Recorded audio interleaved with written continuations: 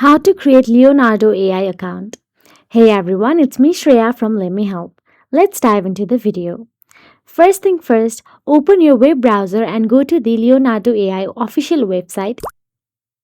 Once you're inside the website, all you have to do is scroll down till the bottom unless you see start using Leonardo option available there. Scroll down and there you can see start using Leonardo option available.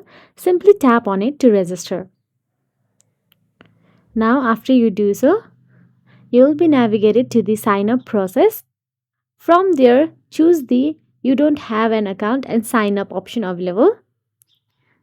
Now, after you do so, all you have to do is enter your email address and create a password.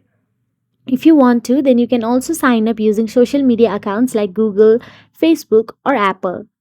This is the most easiest way to sign up. So you can choose any social media handles or you can simply create a new email address and password. After that, provide any required information such as full names and birthday dates and more.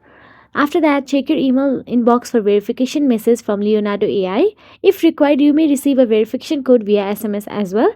After verification, your account will be set up and you can start using Leonardo AI features such as AI driven tools, analytics, or other services provided by the platform.